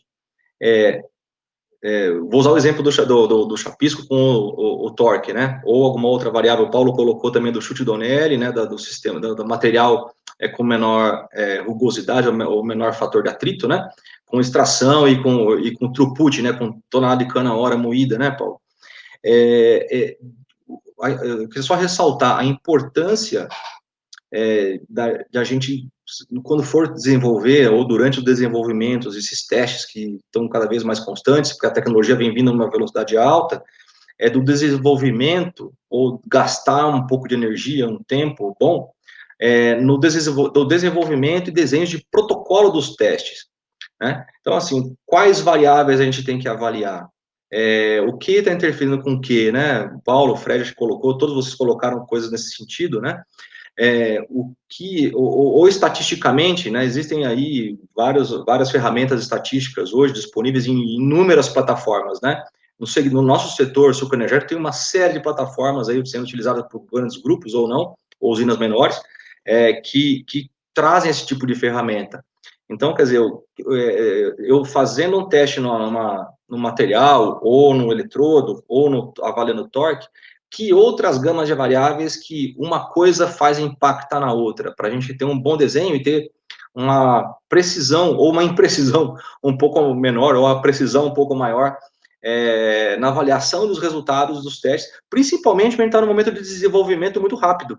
Então, nós todos gostamos de respostas rápidas, mas às vezes a gente tem que recuar um pouquinho e falar, olha, deixa eu estruturar um teste para quem tenha certeza, ou a maior certeza possível, dos resultados que a gente está obtendo. Se é função do teste, das variáveis que eu estou monitorando, ou tem alguma outra interferência, já que a nossa matéria-prima, ela é variável, né? Ela varia o tempo todo. Então, é um ponto, assim, de atenção que eu costumo observar, uma visão mais global das variáveis, para saber se realmente é fato o que eu estou obtendo, né? Eu acho importante esse ponto, porque tem muita ferramenta disponível, tem muita gente boa nas usinas, trabalhando com esse tipo de coisa hoje em dia, né? Só uma observação. Essa correlação aí, né, ela depende de você ter um sólido conhecimento dos fundamentos, né, isso que a gente disse lá no começo, né? Então, acho que é importante esse treinamento do pessoal, informação, leitura, né, para que realmente a gente possa usar efetivamente isso em benefício do desempenho do sistema. Okay. Tem uma pergunta que surgiu. Pode falar, Marcos. Pode falar. Tem uma pergunta represada aqui do Jaime, né? Obrigado, Jaime. Privilégio ter você aí no chat, né? No webinar. E eu acho que a sua pergunta tem muita conexão com tudo que a gente está falando de tecnologia, de segurança, de respeito ao ser humano e de chapisco. Eu vejo assim. O Jaime está perguntando, né, se o uso de químicos, né, como que seria o uso de químicos para facilitar a extração. Eu acho que a extração, ela é uma ação mecânica, né, mas os químicos podem contribuir muito para evitar a degradação. E isso hoje é um problema, porque a gente ainda não superou a barreira de segurança para voltar a lavar a moenda com água quente, como se fazia antes. Então, hoje, a maioria dos grupos, né, aboliu essa prática de forma consciente, sabendo que existe um prejuízo à recuperação industrial por conta da formação de canjicas e degradação aí de sacarose por biofilme, né? E aí os químicos podem sim contribuir. Eu já fiz experiências com quaternário de amônia, que é um bactericida. Os resultados são interessantes, mas isso agrega um custo, né? E aí a gente, assim, eu não tive coragem de avançar com isso não, tá, Jaime? Eu até queria abrir depois a discussão aí para os colegas para ver se tem mais contribuições. Mas eu queria aproveitar o gancho, que eu acho que é uma barreira que a gente precisa superar. Eu sei que o Caster está se dedicando bastante a isso, né? Junto com o Flaviano e os gestores lá da Biosev, como que a gente poderia paramentar o colaborador para voltar a lavar as moendas com água quente, né, de forma a garantir uma proteção total do ser humano, não expor a pessoa a nenhum trabalho insalubre, né, e garantir a remoção do biofilme e das canjicas. Então, ainda nesse tema, pessoal, aqui no Mato Grosso faz muito calor, né, a nossa temperatura aqui está batendo próxima dos 40. Nós estamos adaptando ventiladores para melhorar a condição dos chapiscadores, tá? Tem termos com 2 ventiladores ventilando o chapiscador para que a gente possa melhorar um pouquinho o mix da água quente, né? E sem expor a pessoa a uma situação de desconforto, né? Caster, Paulo, Fred, não sei se vocês gostariam de complementar. Parte da pergunta do Jaime, obrigado, Jaime, pela pergunta, né, que é sobre o uso de produtos químicos facilitadores da extração, né. Nós tivemos uma experiência, né, foi feito um teste na Raízen, um teste bem controlado há 2 anos, né, ano de 2018, o Paulo participou com a gente disso daí também. Era um produto químico, né, se eu não me engano ele é um terpenoide, parece que é extraído da casca da laranja, alguma coisa assim. E a proposta desse produto era dissolver a cera que vem com a cana e que pode diminuir a permeabilidade do caldo através do colchão de cana, né, dentro da moenda, de forma a melhorar a extração, né, com o uso desse produto. Só que o nosso resultado não foi realmente bom, né? Nós fizemos todo um protocolo de teste muito bem montado, em 2 unidades, né, testados em momentos diferentes. Rodamos vários testes em branco, depois testes com diluições diferentes de produto. E no final de toda a conta, de todo o levantamento, nós não conseguimos observar algo palpável, né, de ganho de extração com o nível que foi aplicado. Mas fica o interesse, né, caso exista um outro produto, alguma alternativa aí, algo que, se a conta fechar, né, se o insumo que for agregado aí ao processo vale a pena no final, né, pelo ganho de extração, acho que faria todo sentido a gente ir em frente nessa linha também. Mas até agora não conseguimos comprovar algo que possa ser usado. Não sei se o Paulo pode complementar aí com alguma coisa. Na verdade, complementando, é aquilo que você disse, a gente fez os testes, realmente a gente não encontrou, pelo menos para esse produto, não conseguimos detectar esse benefício, né, que o pessoal se propunha, né? Mas eu estava querendo falar e não deixar passar a oportunidade. Hein, Paulo? Uma pergunta aí do... Oi? Oi?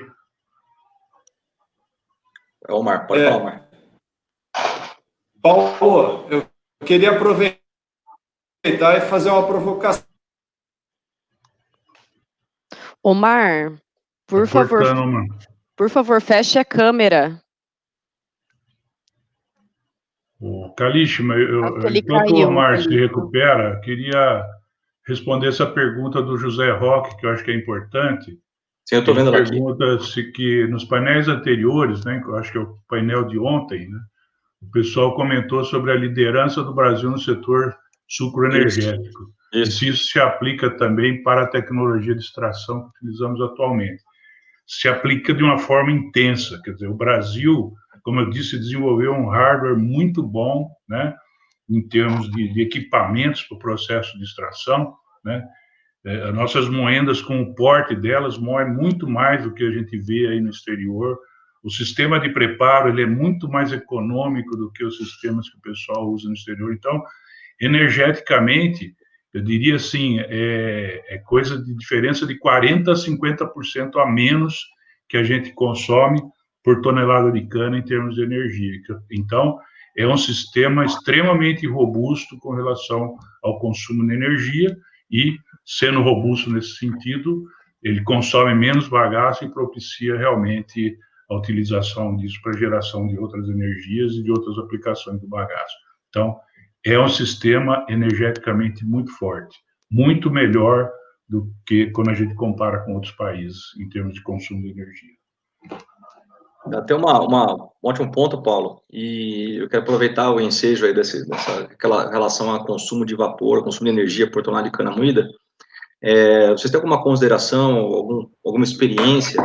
Eu acho que muita gente já experimentou isso, algumas experiências deram bons resultados, outras talvez nem tanto. Vocês têm alguma experiência que vocês gostariam de comentar com relação à retirada do picador de cana, trabalhando só com desfibrador? Pensando em consumo de energia específico, como você colocou, Paulo, vocês têm alguma experiência nesse sentido? Nos grupos, nas usinas de vocês? Só dando um preâmbulo aí, mas acho que o Fred também poderia falar alguma coisa, não sei se o Marco também já tem experiência com isso. Quer dizer, o sistema de preparo sem picador de cana também não é uma coisa nova. Na Austrália, como eles têm cana picada, 100% de cana picada há muito tempo, né, na maioria das usinas lá só existe desfibrador, não existe picador de cana, né? E, então, quando a gente chegou nessa fase de algumas unidades terem 100% de cana colhida mecanicamente, né, nós pensamos nessa possibilidade de ir retirando os picadores, né, quando isso se aplicava para o balanço energético de cada usina, né, tem que ver lá a questão do vapor de escape, né, da disponibilidade do vapor de escape, você sabe isso melhor que eu, né, Calixto? E, então, em algumas usinas foi feito um estudo, na Raiz, por exemplo, que realmente hoje já existem algumas unidades que estão trabalhando só com desfibrador, né?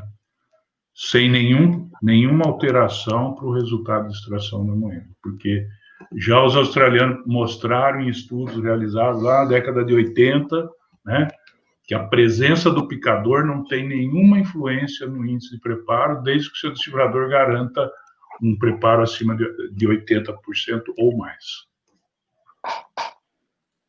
Fred. Hein, Paulo, esse desde que é o ponto-chave, né? Então, eu acho que, assim, pode ser uma iniciativa muito interessante. A economia de vapor, ela é incontestável, né?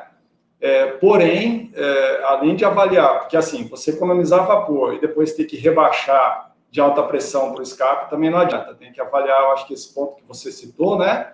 E outra coisa, assim, o que tem na frente? Eu vou direto ao ponto, né?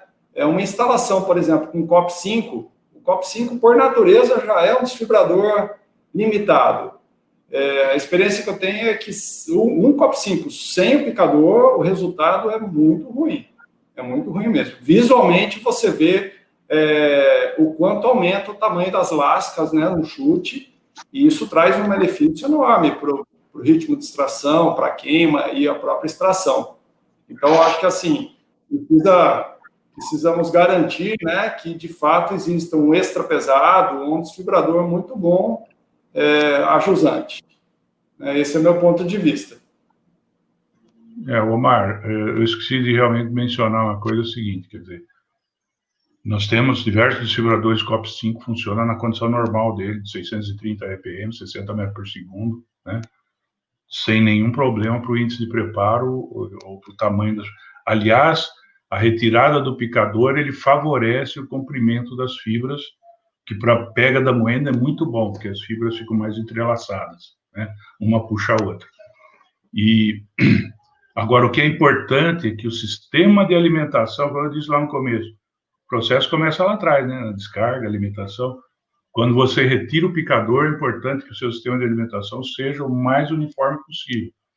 Porque se for realmente uma sobrecarga para o desfibrador COP5, ele vai, né? Ele vai sofrer, vai murchar, vai parar, vai ter que parar a moagem para tirar a cana de dentro da esteira. Então é importante pensar nisso. O controle da alimentação tem que ser perfeito. Perfeito, Paulo. Eu estava me referindo a lascas mesmo. E aí existe aquela proteção, né? Aquela amarração que, se a rotação do desfibrador cai, ela segura o esterão, né? Se essa proteção ficar atuando o tempo todo, aí, de fato, o ritmo de moagem cai, né?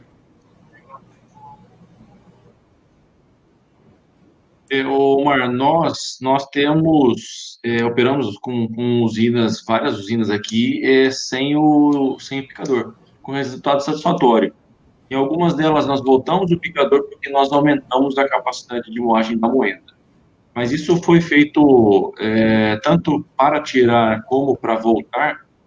A gente sempre utilizou o consultor com que nós trabalhamos aqui para fazer essa avaliação. Mas, respondendo, eu concordo com o Paulo, lógico, acredito sim que dependa de uma avaliação da capacidade do desfibrador, mas nós conseguimos operar bem e tivemos um ganho significativo no balanço energético, transformando isso em exportação de energia.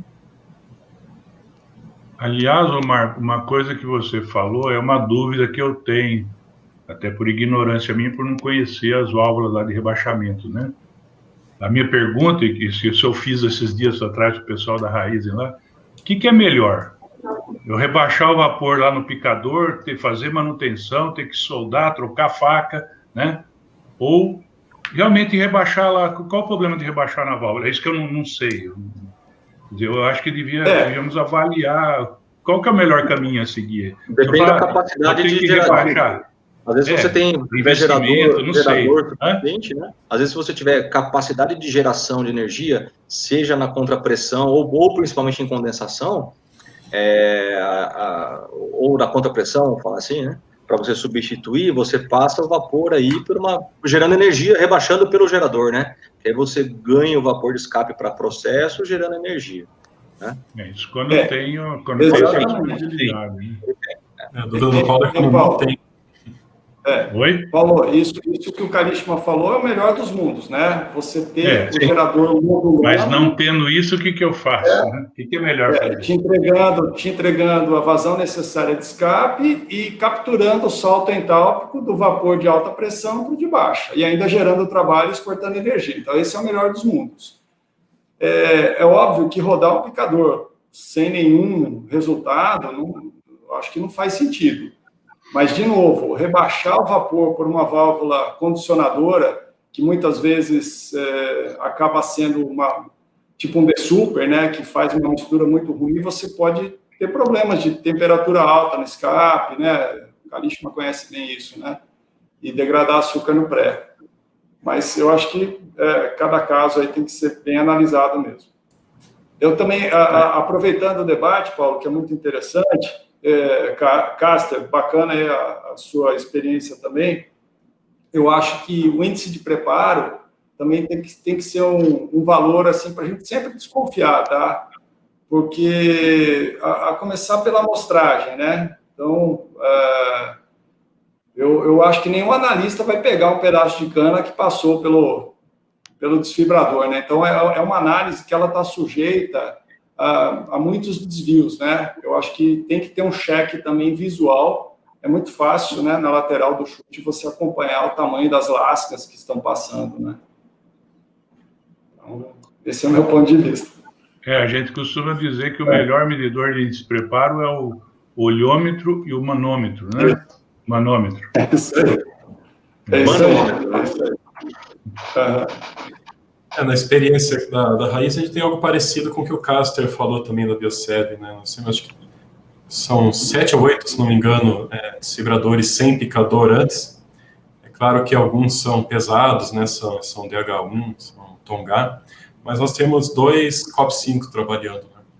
Um está trabalhando bem na faixa lá entre 80 e 85, né, que é o adequado para a moenda, e o outro um pouco abaixo disso, mas ainda com outros pontos em observação, né, em análise, não só a falta do picador, mas tem outras oportunidades de ajuste ainda. Mas é mais ou menos Fred, isso evoluiu muito, né? Alguns anos atrás a gente tinha o nivelador ainda, né? Sim. Então, eu me lembro que a gente começou tirando o nivelador, né? Que esse, de fato, não fez diferença nenhuma. Agora, uma coisa eu garanto, viu, pessoal? Não tentem moer cana inteira sem picador. Isso é verdade, Marco. O nivelador ele só existia quando você tinha 100% de cana inteira. Porque aí você não moía se não tivesse o nivelador. Só no extra pesado. Mas pode acreditar que tem gente que já tenta ainda, viu? E não dá certo. Pensando aqui um pouco, pessoal, estou voltando a um ponto que me chamou a atenção, que o Paulo colocou muito sobre a densidade de cana no chute, né, Paulo? Peso, né, vamos dizer, isso ajuda na moagem horária, além de garantir continuidade e estabilidade para a extração, né? Existe alguma metodologia ou algum sistema simples de se fazer essa medição em campo para entender como que o chute está performando, não só medir o nível no chute Donelli, né, porque hoje também, falando em coisas diferentes, né, tem se consolidado muito tipos de medidores de chute Donelli bastante interessantes aí, que dão uma representatividade muito boa, né, do nível deles em campo. Mas existe alguma forma de a gente correlacionar com a densidade efetiva disso, da cana desfibrada dentro do chute, principalmente no primeiro terno, ou nos outros, não menos importante, mas principalmente no primeiro terno? O Kalishma, o único sistema, eu posso estar atrasado no tempo, mas o único sistema que eu sabia que poderia medir essa densidade lá naquele plano na entrada da moenda seria por radiação gama, né? Que é uma coisa que não me deixaram usar há muito tempo atrás, uns 20, 30 anos atrás, não me deixaram usar, né? Apesar de que a gente estava fazendo tudo com o pessoal que cuida da energia nuclear, tudo para fazer todo o sistema, e não conseguimos fazer isso. O único dispositivo que a gente tem é aquele dispositivo estático que você mesmo usou lá na época que você estava na Tarumã, né? E que a gente continua usando em alguns casos para demonstrar, né? Que é um dispositivo que você põe do lado, pega aquela cana preparada daquela cana e correlaciona uma densidade estática ali, que você mede estaticamente, né? Com o que está moendo, a gente obtém uma correlação muito boa. É um negócio muito trabalhoso, né?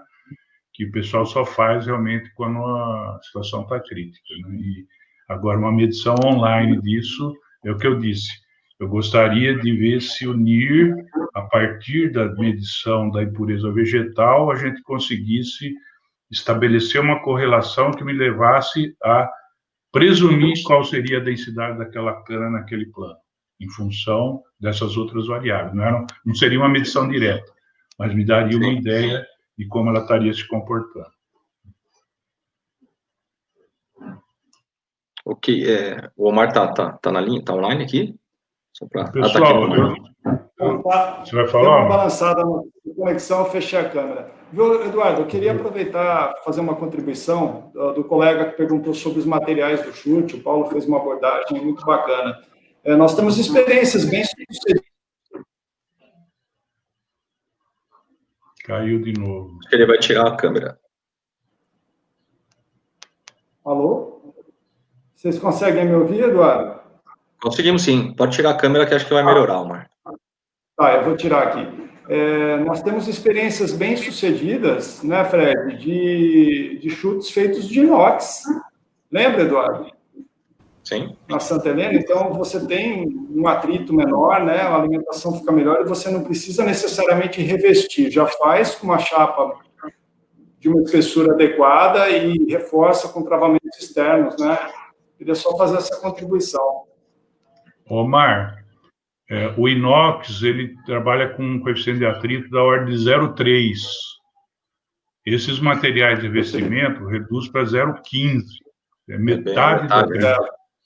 Então, realmente é um polímero, né, de alta densidade. É um tipo de um HMW aí, né, de alta peso molecular, né, com baixíssimo coeficiente de atrito. Então, ele tem um coeficiente de atrito praticamente metade do aço inox. Então, é aí que está o ganho que a gente espera, né, que o Brunelli mostrou nas curvas, lá, que você muda realmente o comportamento, você, com menos altura, você consegue a mesma densidade do que você conseguia com o Donelli normal, que seria o de inox, tá? Eu gostaria de puxar um assunto ainda, complementando o assunto que o Cássio falou lá atrás, né, que é sobre a montagem da moenda.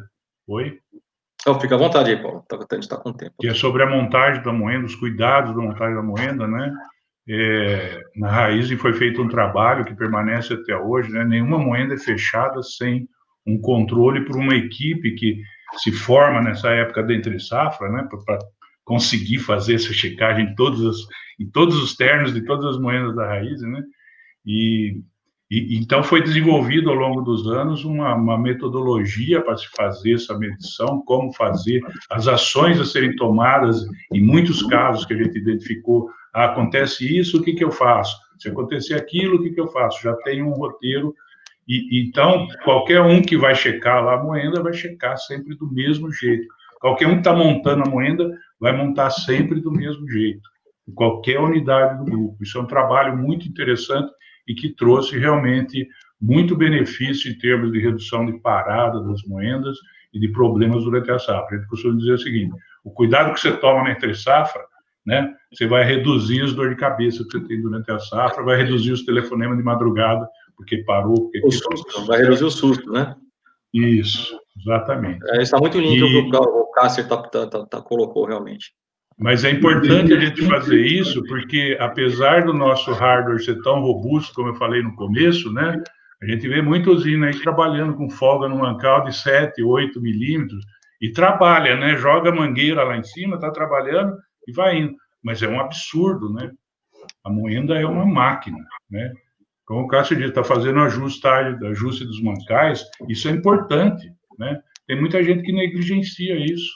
Não pode, né? A garantia do bom desempenho, de não quebrar, de não aquecer mancal, está nesse trabalho, tem que ser bem feito, né? Não pode montar uma moenda com eixo com folga de 5, 6, 7 milímetros, né? Sendo que a folga é da ordem de meio milímetro, correto? Paulo, é muito importante, e assim, a nossa experiência, quando a gente faz mal feito serviço na entre-safra, é devastador na moenda, no resultado. Porque não é só o aquecimento ele desencadeia uma série de outros fatores. Aí a operação tem que tirar a pressão hidráulica do rolo, aí ela tem que colocar água em cima do mancal, a água pega no lubrificante na graxa do do rodete, o rodete começa a gastar. É um efeito cascata que é devastador para uma moeda. Né? É por isso que E aí o NIR vai fazer o quê, né, cara? Exato. Vai fazer o quê? Né? Então, é a mesma coisa. Nós já passamos da época de ficar falando de que abriu o flange. A gente sabe o que tem que fazer. Só que, como gestores, nós temos que dar condição para as nossas equipes fazer direito. Não adianta não dar tempo ou não dar recurso e depois querer resultado da moeda. Ele não vai vir. E aí a gente está falando de tecnologia, está deixando de lado ainda o que a gente pode usufruir da tecnologia, né? E um outro ponto que, para mim, é muito importante, e eu vejo que é determinante também para que a gente consiga juntar tudo isso, embrulhar isso e transformar isso num pacote bem palatável, com uma extração boa, com um resultado interessante, é garantir que as nossas equipes realmente, no dia a dia, observem sempre, estejam sempre olhando os parâmetros. Tá? Então, a gestão de rotina, ela é fundamental. Sempre para mim, é fundamental o papel da liderança. Esse é um papel fundamental da liderança. É juntar tudo isso que a gente está falando e colocar isso dentro de uma rotina clara, com indicadores claros, sabendo aonde tem que se chegar e aonde que se pode chegar. Dessa forma, a gente consegue realmente embrulhar o pacote e ter um resultado interessante.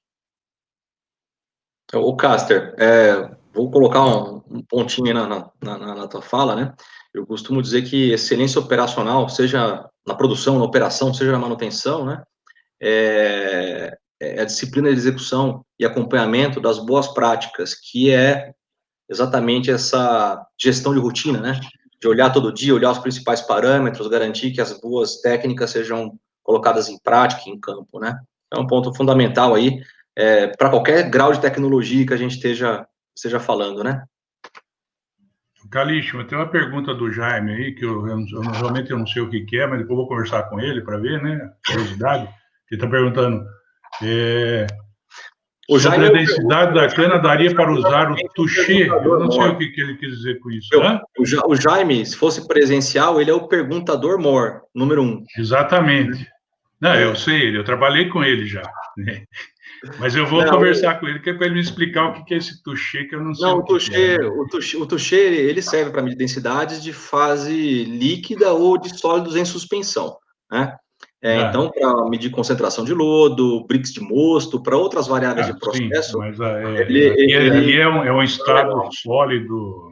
Eu acho que ali não se aplicaria, posso estar enganado, mas eu acho que ali não se aplicaria, mas eu acho que existem aí desenvolvimento de células de carga e outros tipos de sensores de tensão que medem peso, né, que você pode transformar isso em densidade depois, né, para você ter um volume, né, de coisas estáticas. Eu não sei se isso funcionaria no chute do Donelli, não sei se alguém tem essa experiência, né, mas para medir silos se usa muito, né, para você medir carga em silo, não é célula de carga normal, embora possa ser célula de carga.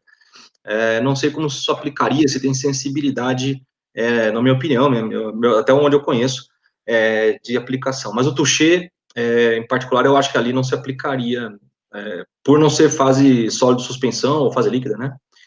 Aí acho que não daria. Eduardo, só muito rapidamente, né?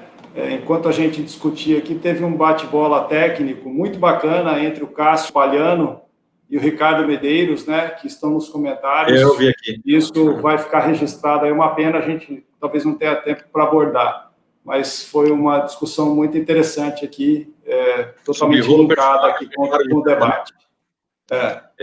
Eu acompanhei, assim, pessoal, a Vanessa é a nossa timekeeper, e ela puxa a nossa orelha aqui, né? Eu creio que a gente esteja finalizando em termos de tempo, Vanessa. Eu sei que são várias perguntas, né? Se a gente puder responder de alguma forma, a Vanessa tem o DOP, né? E tem todo aí, o chat vai ficar gravado, vai ficar disponível no YouTube, inclusive as perguntas, imagino, né? Sim, vai. E a gente pode vocês podem tentar entrar em contato com a gente, eu acho que vai ter os contatos, a UDOP também tem os nossos contatos, né? E eu acho que a gente está finalizando em termos de tempo. Então, eu queria agradecer aí novamente a oportunidade e a iniciativa da UDOP, né, sempre buscando compartilhar e divulgar os conhecimentos. Eu faço várias vezes, né, Vanessa? Faço com muito prazer, tá? Me dá muito prazer fazer, porque normalmente a gente ajuda, ou como moderador, ou como debatedor. Eu, particularmente, aprendo um monte, né? Então, eu queria agradecer aí a presença aí ilustre dos nossos feras aí de extração, manutenção e performance, a participação intensa aí também do pessoal que, né, o público que está vendo aqui. Eu vi que teve muita discussão em paralelo, a gente tenta aqui tentar responder e conciliar, mas agradeço, foi muito participativo o pessoal que está nos escutando aqui, nos vendo, né? Foi muito participativo e a gente tenta responder de alguma outra forma para tentar conseguir responder a todos, né? Agradeço muito a disponibilidade do Omar, do Fred, Paulo, Caster, a paciência da Vanessa, né? Que a Vanessa tem bastante paciência com a gente, né? E precisa, né, Vanessa? Então, eu queria agradecer em meu nome, em nome do time, né, e agradecer muito ao DOP também, todos que participaram. Se cada um quiser colocar alguma observação, fica à vontade, tá? Eu queria agradecer vocês novamente. Vanessa, na próxima você reserva mais tempo, a gente que foi pouco. Pode deixar. Isso, né? O congresso está chegando já, pessoal. A gente vai se organizar. Bom, eu gostaria também... Eu queria agradecer e agradecer a todos os participantes também que acompanharam a gente. Acho que foi bem legal a discussão. Eu acho que o que engrandece muito as discussões é justamente essa interação com quem está assistindo e está prestigiando o evento, né? Então, acho que fica aí os nossos agradecimentos a todos que participaram aí pela plataforma, e foi um prazer aí compartilhar esse espaço com vocês aí, Fred, Castro, Paulo, Kalishma, obrigado mesmo. Vanessa, Caster. Leandro já falou? Caster já falou? Acrescentar, agradecer também. Digo que o tempo tem que ser curto, porque daí a gente busca ser relevante num tempo curto, né? Mas realmente é muito mais assunto do que tempo que a gente tem. Eu gostaria só de complementar, parabenizar pelo debate, pelas discussões. Belíssimo debate. Gostaria de agradecer mais uma vez a presença virtual, né, esse ano, do Kalishman, como eu já disse, sempre disposto, né, a nos atender, o Paulo Delfini também, Leandro Caster, Omar, Fred, meu muito obrigada, e a todos aí que interagiram no chat. E eu gostaria de passar alguns lembretes para vocês, rapidamente. Especificamente na área industrial, pessoal, amanhã no mesmo horário a gente vai ter programação também, tá? A gente vai ter um debate sobre fabricação de açúcar, rendimento, produtividade, qualidade, busca do estado da arte. Então, nesse mesmo horário e especificamente na área industrial. Mas aí eu peço para que todos do chat continuem conosco. O nosso próximo painel vai ser às 19 horas, hoje à noite a gente vai continuar com o debate, vai ser uma programação voltada para a área de gestão de negócios, com o tema benefícios tributários gerados por inovações. Então fica o meu convite para que todos continuem conosco a partir das 19 horas, tá bom? E mais uma vez, meu muito obrigada a todos vocês. A gente agradece, Vanessa. Obrigado. Um abraço. Um abraço a todos. Um abraço. Valeu, pessoal. Tchau. Obrigado. Tchau. Tchau, When our tchau. customers win, we win. At Suez Water Technologies and Solutions, we partner with our customers to meet the needs of their industry, their region, and their business. With industry-leading water technologies and process expertise, we build optimized solutions for lasting success. Every product, process, and solution that we bring to the table is grounded by decades of first-hand experience. Our experts provide the peace of mind that can only come from working with professionals who have delivered successful project outcomes time and time again. We are building for the future today. 因此，我们不断创新产品、工艺和解决方案，为客户提供持续的竞争优势。And it's why we're building a foundation of digital excellence that will drive results for customers for decades to come. Notre responsabilité ne se limite pas à notre résultat financier. As part of a company that is dedicated to making a positive impact on the environment, We help our customers reach their performance and compliance goals with sustainable solutions that advance the circular economy. We don't succeed until our customers do. That's why we work closely with customers to help improve productivity and protect their assets with a broad portfolio of water technologies and process offerings. Suez Water Technologies and Solutions. Parceria de confiança. Proven results. It's up to us. It's up to us. It's up to us. Wir haben's in der Hand. 取决于我们每一个人。Só depende de nós. हम कर सकते हैं. Cela ne tient qu'à nous. It's up to us. It's up to us.